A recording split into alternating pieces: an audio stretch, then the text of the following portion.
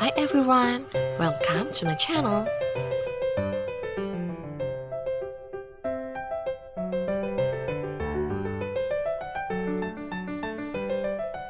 Assalamualaikum warahmatullahi wabarakatuh. Apa kabar anak-anak? Hari ini kita sudah masuk pada materi bab yang ketiga, yaitu tentang klasifikasi materi dan juga perubahannya. Nah, untuk kali ini apa yang harus kalian pelajari? Tujuan belajar kita hari ini, 1. Mengerti apa itu materi. 2. Wujud materi itu apa saja. Yang ketiga, perubahan wujud benda. Mari kita langsung saja. Semua benda yang ada di alam ini sebenarnya tersusun oleh materi loh, sehingga kalian harus tahu dulu materi itu apa. Materi adalah sesuatu yang mempunyai massa dan dapat menempati ruang. Materi yang ada di alam dibagi menjadi 3. Yang pertama adalah zat padat. Salah satu contohnya adalah kayu. Ingat, tidak hanya kayu saja ya, tapi yang semuanya bentuk padatan merupakan contoh dari zat padat. Salah satunya adalah ada kayu, ada batu, dan juga ada logam. Kemudian yang kedua, ada zat cair. Salah satu contohnya adalah air, di mana semua benda yang memang bentuknya cair berarti masuk dalam contoh dari zat cair. Zat gas. Zat gas di sini tidak bisa terlihat oleh mata, sehingga ibu memberikan ilustrasi balon. Mengapa balon? Karena balon bisa mengembang jika diisi oleh gas. Sekarang kita harus tahu dulu ciri-ciri dari masing-masing zat. Yang pertama adalah zat padat. Ciri-cirinya: 1. Partikelnya rapat dan juga teratur. 2. Volume dan bentuknya tetap. Yang ketiga, gaya antar partikel sangat kuat. Untuk zat cair, ciri-cirinya: partikel kurang teratur dan jaraknya agak renggang.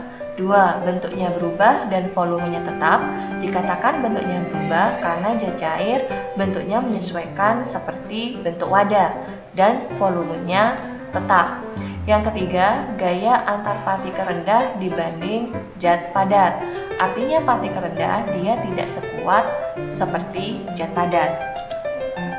Ciri-ciri zat gas: 1. Partikel berjauhan, tidak teratur dan juga bergerak bebas. Yang kedua, volume dan bentuknya dia berubah. Yang ketiga, gaya antar partikel sangat lemah. Sekarang kita harus tahu dulu bagaimana bentuk partikel dari masing-masing zat. Untuk zat padat, kalian perhatikan bentuknya.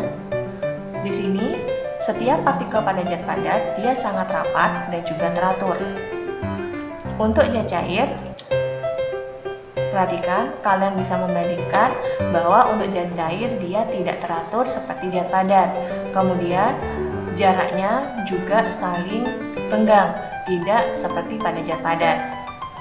Kita bandingkan lagi untuk zat gas. Zat gas jaraknya lebih berjauhan dibandingkan dengan zat cair dan juga lebih tidak teratur.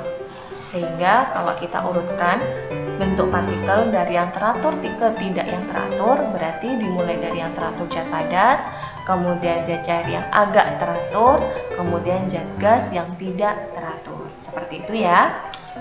Sekarang kita pada perubahan wujud benda. Kita mulai dari mencair. Ibu kira kalian sudah tahu semuanya, kita hanya mengulang saja. Mencair itu apa? Mencair adalah perubahan dari padat ke cair. Contohnya adalah es menjadi air. Yang kedua, membeku adalah perubahan dari cair ke padat. Contohnya air jika kita masukkan ke dalam ruang freezer atau ke tempat yang sangat dingin akan berubah menjadi es. Yang ketiga, menguap merupakan perubahan dari cair ke gas. Contohnya merebus air. Yang kita fokuskan adalah pada bagian uapnya ya. Yang keempat, mengembun merupakan perubahan dari gas ke cair. Contohnya adalah embun pada dinding gelas. Kemudian yang kelima adalah menyublim, di mana menyublim merupakan perubahan dari padat menjadi gas atau sebaliknya. Contohnya adalah kapur barus dan juga spiritus. Ini merupakan skema perubahan dari wujud benda. Di sini ada gas, ada cair, dan juga ada zat padat. Sehingga cara membacanya, zat padat berubah menjadi cair, maka dia mencair. Zat cair berubah menjadi padat, namanya adalah membeku. Padat menjadi gas disebut dengan menyublim. Dari gas menjadi cair disebut dengan mengembun. Sekarang kita masuk dalam penerapan dalam kehidupan sehari-hari. Untuk mencair, penerapannya seperti es yang meleleh. Jadi lelehannya di sini prosesnya disebut dengan mencair. Membeku, contohnya air yang berubah menjadi padatan seperti es. Menguap. Nah, di sini pada saat air sudah mendidih maka akan berubah menjadi dalam bentuk uap. Kemudian saat menjemur, kenapa dikatakan menguap? Karena pada baju yang basah akan mengandung air, sehingga agar bisa mengering kita membutuhkan bantuan sinar matahari. Mengembun. Nah, yang di sini embun yang ada pada dinding gelas. Nah, ini ya, ini yang disebut yang namanya mengembun. Kemudian menyublim.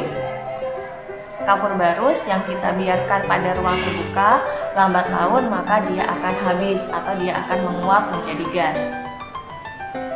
Itu adalah beberapa penerapan wujud benda dalam kehidupan sehari-hari ya.